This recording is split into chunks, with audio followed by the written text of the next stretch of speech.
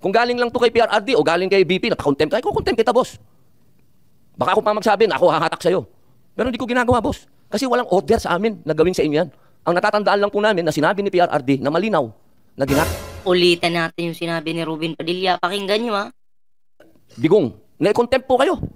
Pero hindi po namin ginagawa sa kami lahat ng mga supporter ni Digong. Na-contempt po kayo. Pero hindi po namin ginagawa. Sapagkat ang order, walang order sa amin na ipakontempt kayo. Kung galing lang to kay PRRD o galing kay BP, napakontempt kayo, kukontempt kita, boss. Baka ako pa magsabi na ako hahatak sa'yo. Pero hindi ko ginagawa, boss. Kasi walang order sa amin na gawin sa inyo yan. Ang natatandaan lang po namin na sinabi ni PRRD na malinaw na ginagawa ng pulis ang order sa kanila. Kaya po namin kayo nirirespeto, sir, dahil yun ang sinabi ng boss namin. Oh, narinig nyo? Boss namin. Yun daw yung sinabi ng boss namin. So, ang boss po ni Robin Padilla ay ang mga Duterte. Si Digong. Okay? Si Sara. Sabi nga niya, kung anong sabihin ni Sara at Digong, susundin nila eh. Kung sinabi lang ni Sara at Digong na ipapakontempt si General Torre, gagawin ni Robin Padilla yan. Kasi boss niya daw si Digong at Sara. Diba? Boss. So, sumusunod. May sinusunod. Pag may sinusunod ka, may boss ka. Aso ka. Aso-aso ka. Diba? At kakalag ka rin pa daw si General Torre. Paano yung pagkasabi niya? Ito. Sa kanila. Kaya po namin kayo nirirespeto, sir, dahil yun ang sinabi ng boss namin ni PRRD na malinaw na ginagawa ng pulis ang order sa kanila. Ayo. Pero hindi ko ginagawa, boss. Kasi walang order sa amin na gawin sa inyo yan. Ang natatandaan lang po namin na sinabi ni PRRD na malinaw na ginagawa ng pulis ang order sa kanila. Kaya po namin kayo nirirespeto. Dito sapagkat ang order, walang order sa amin na ipakontempt kayo.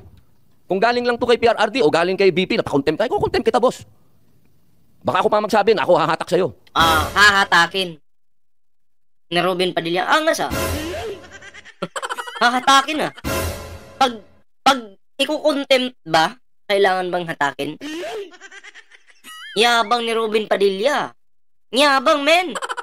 K.O. Grabe. Sobrang yabang, hahatakin daw po si General Torre. Para lang i-contempt. Diba? Para lang i-contempt. Grabe ang kayabangan. Mahangin dito sa kwarto ko ah. Ito ngayon yung bibigyan natin ng reaction, mga pre, no? Pero syempre, bago po tayo magtuloy-tuloy sa ating reaction ngayon, meron po tayong ano dito, meron po tayong Facebook page, Ballpoint Man 2.0, at syempre may Timberador din po tayo. So, yun na nga mga pre, bago po tayo, sa hindi pa pala nakasubscribe sa ating YouTube channel, huwag kalimutang mag-like, share, and subscribe para naman po maging updated kayo sa lahat ng mga uploads natin. Okay?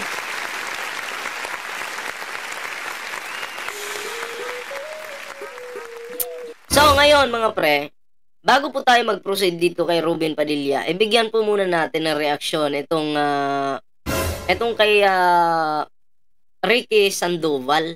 Okay? Basahin po natin itong nandito. Okay, sa post na to mga pre. Okay? Yan po. Basahin po natin mga pre.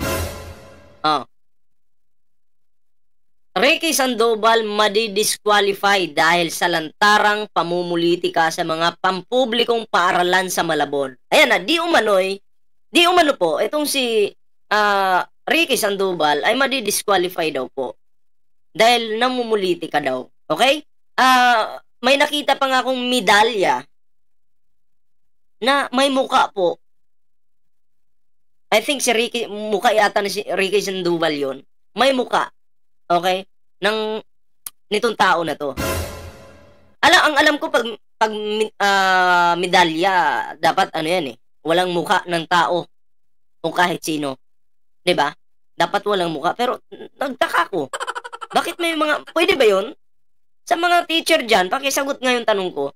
Pag may medal po ba, kailangan nandun yung muka ng isang politiko? Kasi ako dumaan po ako, grade 1 hanggang sa nag-high school.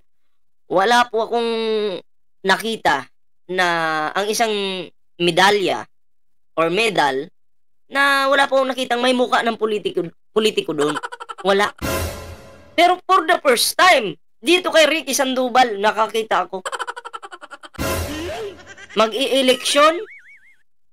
So, pamumulitika nga yun. Diba? So, dapat nga talaga kung ganyan yung nangyayari, ma-disqualify talaga. Diba? Pero ayon dito sa post na to, di umano, ma-disqualify. O, basahin pa natin. Nagbigay ng babala ang Department of Education at COMELEC sa paggamit sa graduation at recognition rights sa politika ayon sa Memorandum 27 na pinirmahan ni Education Secretary Sani Angara. Ayan ha, kitang-kita ang paglagay ng mukha ni Ricky Sandoval at iba pang kandidato sa program literature na ginagamit sa mga paaralan sa Malabon. Bawal po yan. O eto, tingnan natin kung ano-ano yung mga ano na yan ha, yung mga nilalagay. Okay? Basahin po natin yung dito muna tayo. Ayan o. Ricky Sandoval na madi-disqualify dahil sa lantarang pangangampanya. Ito po hindi pa po siya disqualified. Madi-disqualify pa lang di umano, 'di ba? Ricky Sandoval madi-disqualify dahil sa lantarang pangangampanya sa mga recognition rights sa mga paaralan alinsunod sa DepEd Memorandum 47. So ayan, may mukha ni Ricky Sandoval, may mukha ng partner niya, asawa niya, and then marami pang iba. And then yun yung pinamimigay sa mga estudyante. So ayon sa DepEd, bawal daw po 'yan. Okay? So eto pa. Yan, may mga medalya, may mga politiko. Pwede po ba yun? Yung politiko talaga yung aakit sa stage at magsasalita. Na alam naman natin na talagang malapit na yung eleksyon. Tapos may post, pagbati sa mga mag-aaral, Tinajeros National High School. Ito pa yung isa. Yan, may muka ng mga politiko. Hawak-hawak na isang estudyante. Ano pa? Ayan, pinagpipicturan yung mga estudyante pero naka-blurred yung mukha at yan, hawak-hawak nila yung bawat tao, bawat estudyante ay meron po silang hawak na mukha ng isang politiko. Ayan, eto yung nakakapagtaka mga pre. Nakita nyo to, ito. May mukha po ng asawa ni Ricky Sandoval. Ano ba yung hawak nila? Yan po yan, Certificate of Recognition. Ang alam ko sa mga certificate, walang muka ng politiko, di ba? Pwede pangalan lang siguro, yung dapat nandun. Pero yung muka, my goodness! Bakit may muka ng politiko dyan? Di ba? Ayun po yung nakakapagtaka. Bakit may muka ng isang politiko? Sino yung politiko na yon? Sino? Ito po yun ha. Sino yung politiko na yan? Sino yung babaeng yun? Ito po siya. Yan. Diba? May pa ganun-ganun pa sa kamay, Siya po yan. Diba? Galing. Ang galing naman. Grabe naman yan. Tingnan nyo Certificate of Recognition. Yan. Certificate of Recognition. May mukha ng isang politiko. Ay dapat nga talagang ma-disqualify yan. Kung tatanungin mo ako, Ballpoint Man, payag ka ba ma-disqualify yung mga politiko na yung mga mukha nila nandun sa Certificate of Recognition? Kung ako po yung tatanungin, oo, payag po ako. Diba? Sana po tingnan po ito ng COMELEC, no? At syempre ng DepEd. Silipin po sana ito, mga pre. No? Kasi mali na yan kung anak ko ito, hahawakan yung certificate tapos pipicturan, hindi ako papayag. Tanggalin niyo muna yung mukha ng politiko. Bago kong papicturan yung anak ko. Diba? Hindi ko lang maintindihan sa magulang bakit pumayag din. KO! Pati mga kabataan nagagamit po. Diba? Galing. Kaya wag po nating iboto yan si Ricky Sandoval at yung kanyang partner, no? piliin po natin si Lenlen Oreta, mga pre. Diba? Kasi si Lenlen Oreta po, malinis po yan. Tumakbo, hindi naman po yan na nagbibigay ng nagbabayad, di ba? Sa mga tao na namumurbudan sa lapi para lang manalo, hindi po. Di ba? Malinis po si Lenlen Oreta. So, iboto po diyan, no? Sa Malabon. Iboto po natin yan. Kahit, alam nyo, kahit ako, reactor po ako, nagre-react ako, vlogger ako, tinitingnan ko po kung sino yung matinong politiko sa hindi. Kaya pag gusto ko, pinopromote natin. Diba? Pag matino, pinopromote po natin. So, ganun po yun. Anyway, mga pre, ayan na, next topic po tayo. Bigyan po natin ng reaksyon itong isang post na ito. Okay? Ayan, basahin po natin, mga pre. Ayan, so, basahin po natin. Resibo ni Isko, Pres Corazon C. Aquino General Hospital. Hindi nabigyan ng license to operate ng DOH. Isko was only present during its groundbreaking in 2021. Mayor Hani Lacuna Pangan continued it as of December 2024. So tinuloy ni Hani Lacuna. The LGU allotted another 50 million for the completion of the project because of the standard set by the Department of Health. Ibig sabihin, mali ang plano. Palpak dahil minadali noong kasagsagan ng presidential election. Naku, parang nagsayang lang ng, parang ang ginawa, panahon ni Isko na buo ito, pero kasi ampaw yung pagkagawa. Di umano, minadali. Siyempre nga naman, para tumatakbo ka presidential election nga Diba? Para may maibida ka. Alam mo yung ganun? Yung pala, ampaw. Ampaw yung pagkagawa. Wala sa ayos. Diba? Parang lang talaga, magsasayang lang talaga ng pera kung ganun. And then, yun na. Dahil ampaw yung nangyari, naging ampaw sa panahon ni Isko, dagdag na naman ng another 50 million sa panahon ni Hani Lacuna. Siyempre, kailangan tapusin, no choice. And then na yan, natapos. Eto, basahin pa natin, mga pre. Ibig sabihin, mali ang plano. Palpak dahil minadali noong kasagsagan ng presidential election. Eto pa. Saan ba tayo? Kung hindi naman pupunduhan ulit, magiging semento na lang ito habang buhay. So, sayang nga, sayang, no?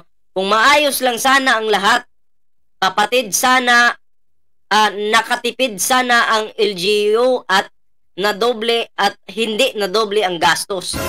Bakit mo i-claim na iyo yan kung hindi naman ikaw ang tumapos at gumastos na naman? So, di umano, kung iintindihin po natin, di umano kiniklaim po ito ni Isko Moreno na sa kanya ito. Pero ang nagpatapos naman po ay si Hani Lacuna. Dahil di umano, ang pinagawa ni Isko noon ay ampaw. Alam niyo yung ibig sabihin ng ampaw? Diba? Ampaw. So, syempre, sayang nandyan na yan Another 50 million. And then yan, boom, tapos. So, accomplishment yan ni Hani Lacuna. Kung hindi po sana minadali, di ba? Magiging maganda yung...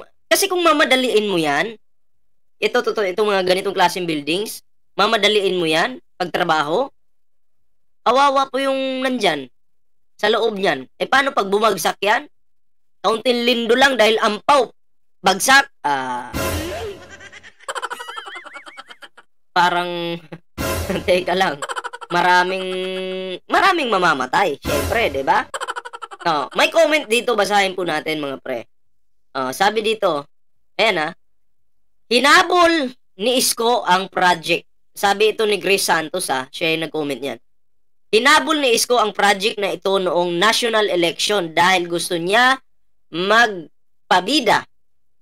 Tapos ang ending palpak pa dahil walang permit galing sa DOH. Naku po, walang permit. Bakit naman ganun? Siyempre, bilang isang mayor, dapat alam mo yan na dapat may permit talaga.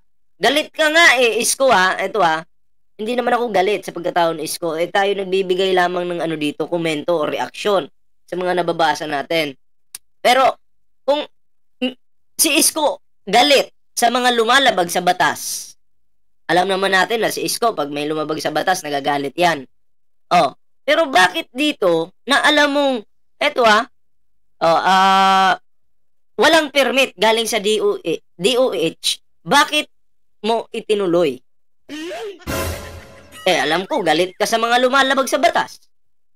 Eh, bakit ka lumabag? Diba? Oh, basahin natin. Ngunit dahil mayor, ito mayor, ano daw, sana yun? Ngunit dahil mayor, Hani, nagpaayos at nagkaroon na ito ng permit to operate. Mind, buti pa si Mayor Hani Lacuna, talagang dumaan sa proseso, ano? Oh. Mind you people, dahil kay Mayora Hani, kaya ang dapat bigyan ng credit dito ay si Mayora Hani dahil noong pinagawa ito ni Isko, palpak di nagamit, masasayang pa ang ginamit niyang pondo kung di pinagpatuloy ni Mayora. Well, may punto, diba? Tama. Oo, tama lang na i-credit ko kay Hani Lacuna. Kasi kung titingnan natin dito, eh may kapalpakan nga di umano itong si Isko Moreno. Dahil walang permit galing sa DOH. Tapos minadali pa. O pag minadali mo, ampaw. Parang yung tulay ni Digong na bumagsak. Minadali. Eh ampaw pala yan, bagsak. Diba? So, huwag po natin kalimutan sa darating na election mga pre. Boto po natin yan si Mayor Hani Lacuna. Diba? Kasi subok na subok na po. Diba? Wag po tayo dun sa mga mahilig magbenta, no? Oo. Anyway, diskarte naman yan ni Isko Moreno. Sa kanya yan, diskarte niya yan Pero kung ako ay nakatira sa Manila, hindi po ako a-agree sa mga ginagawa niya na pagbenta. Diba? Paano uunlad yung isang lugar kung dapat nga magpaparami ng mga buildings, diba? Pero binibenta pa. Paano uunlad yung isang lugar kung ibebenta mo lang? Oh. Diba? So, diskarte yun ni Isko, sa kanya yun. Pero kung ako yung titingin, hindi po talaga maganda. Diba? So, yun lang yung reaction natin dito, mga pre. Oo. Ngayon, mga pre, ay magbigay na po tayo ng reaction dito kay Robin Padilla. Talagang galit na galit dito kay General Torre, si Binoy. Binoy! Nako po. Robin, tigilan mo na yan. Panoorin natin to dito na, yan. Magandang hapon po sa inyong lahat. Pasensya na po, ako po kasi may press con. Kailangan po ako makaalis kaagad. Gusto ko lamang pong iparating sa lahat na wala na po dito si Pangulong Rodrigo Roa Duterte. Ito po mga pinag-uusapan natin, ito po ay pagsuporta lang namin kay Senator Amy. Pero alam niyo po, sa ating mga magigiting na panauhin dito, napaka-ironic lamang po na alam naman po natin lahat, batid natin lahat, nadadalawang pangulo lang po ang lumaban sa komunista. Una, si Ferdinand Marcos Sr. Ano po ang nangyari? Inalis natin sa bansa.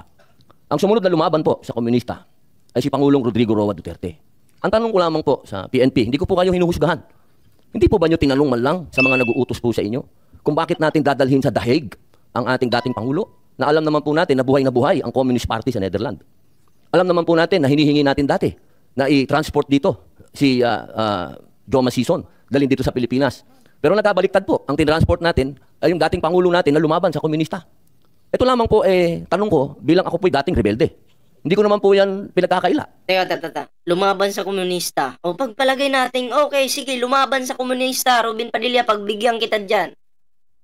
Pero, kakalimutan ba natin yung mga pagpatay ni Digong? Na, inamin naman niya. Diba?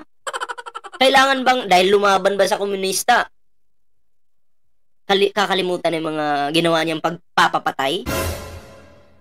Kakalimutan na ba yun? So, halimbawa lang si Ballpoint Man, lumaban ngayon sa komunista. So, dahil ba dyan, pwede na akong pumatay ng tao? Dahil lumaban ako sa komunista Patayin ko yung mga inosenteng tao. Ay, walang problema, hindi naman ako hulihin Bakit? Dahil hindi ka hulihin? Lumaban ako sa komunista KO. Ha? Lutang din si Robin Padilla, men. Hindi ko po maintindihan kung bakit Hindi mo maintindihan dahil hindi mo talaga maintindihan. Alam naman natin na number 1 ka dyan sa Senado. Kung usapang pabubuhan lang, di ba? KO. Kaya paano mo maintindihan? tayo po ay nag-submit dito sa mga tiga Netherlands. Alam naman po natin, kahit po itanong ninyo, ako po ay palagi dyan sa Utrecht. Kasama po si Joma. Hindi ko po yan dinideny. Pero nakakagulat lamang po na dinala natin doon ng dating Pangulo. Yung po ba, hindi po ba alam ng PNP na karamihan po sa mga dumadating na pera sa komunista, sa mga terorista, ay galing po sa abroad. Yan po yung mga tanong na kailangan ko po sanang itanong sa inyo at marinig ang mga sagot ninyo, pero naubos na po ang oras natin sa paikot-ikot. Ako po ay gusto ko pong iparating sa inyo ang kalungkutang napakalalim. Sapagkat Malalim. sama-sama po tayong lumaban. Gusto po natin ng law and order sa ating bansa. Pero pagdating po sa kaduluduluhan, alam niyo po, General Torre, congratulations, nakadalawang medalya na po kayo. Pero alam niyo po, sir, nalulungkot po ako dahil yung katapangan po ninyo, sir, medyo nakalulungkot po. Bakit? Napakatanda na po ni former President, sir. Ano ngayong matanda? Ano ngayong matanda? Bawal, pag matanda ka ba, pwede ka nang pumatay ng tao? Hindi ka na uhulihin? Ay, total, matanda ka na eh. Ganon ba yung ibig mong sabihin, Robin Padilla? Pero sa panahon ni Digong, maraming matatandang pinagpapatay. Matatanda na yun kawawa naman. Pero pinatay pa rin. Marami ding mga minor yung pinatay. Minor yan kawawa, mas kawawa yun. Pinatay pa rin. Hindi excuse yan, Robin Padilla, na porket matanda ka na, magiging untouchable ka na. KO. Saksak mo yan sa utak mo. Ako naman po taga-hanga ninyo sa pagka-matapang ninyo, sir, pero napakatanda na po ni former President. At alam naman po natin, sir, na lumaban yan sa komunista. Alam niyo yan, sir. Sana naging konting, ano lang po tayo ba? Binigyan naman natin ng konting, kung paano natin tinitingnan yung mga medalya nyo. Hindi lang nalagyan ng medalya si Presidente, pero kung sa medalya ang pag-uusapan, tinulungan niya tayo laban sa mga terorista. Tinulungan tayo laban sa mga terorista, pero yung nandun sa Isiminay, may terorista dun. Sino ba yung kalbo? Si Ka-Eric? Terorista yun, di ba? Ano yun? Tapos ang ginagawa nung tao na yun, naninira sa gobyerno.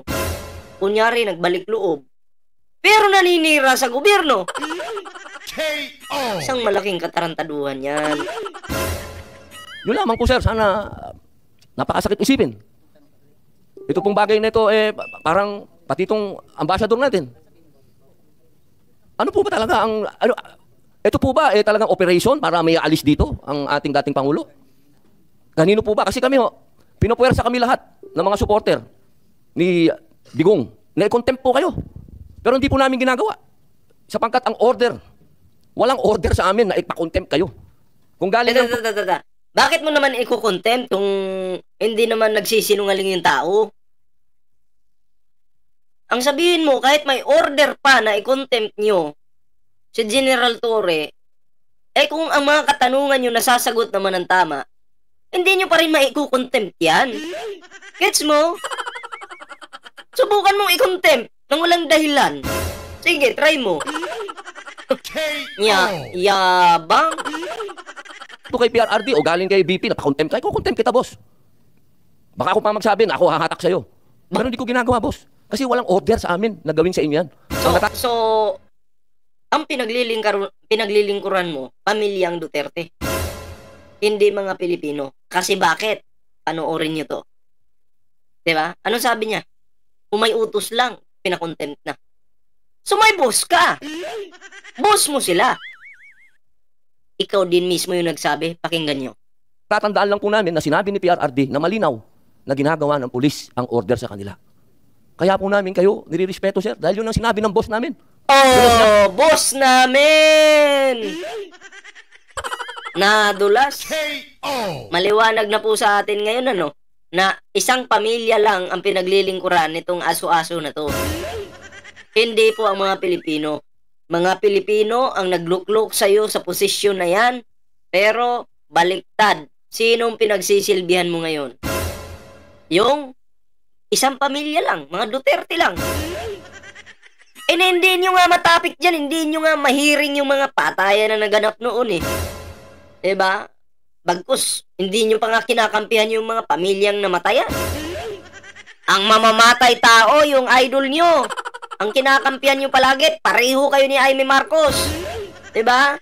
Itong si Amy Marcos, mga pre, ay talaga namang itong si Amy Duterte na yata ito eh. Binuhos niya yung effort niya sa hearing ngayon. Binuhos niya talaga. Ang galing ah. Lupit mo ah. KO. Grabe naman. Diba? Kahit alam mo yung wala nang kakwento-kwentang hearing. Paulit-ulit. Umiikot lang yung usapan. Umiikot. Pero tuloy pa rin sila. Nagsasayang ng oras. At sinasayang yung oras ng mga resource person. Tapos may balak pang magpa-contempt. Diba? Amy, ano ka ba talaga? Marcos o Duterte? Ano bang apelyido mo? Bakit ganyan ka? Diba? Kung buhay lang sana yung tatay mo, papagalitan ka nun. Kasi yung tatay mo, ayaw nung kumakampi sa mga protector ng drug lord.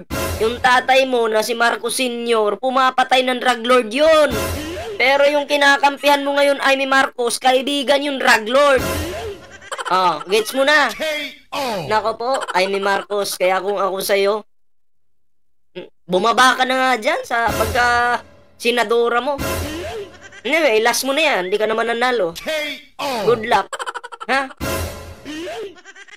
Sinabi ng chairman ng PDP na ginagawa lang ng pulis ang trabaho nila. Pero sana naman, sir, isipin din natin kung anong itinanim ni PRRD sa bansa ito. Tama. Anong itinanim ni Digong sa bansang ito? Yung pumatay ng mga inosenteng tao. Yun yung tinanim niya, Robin Padilla. Tapos, ang bobo na senador, tinuturuan yung isang general.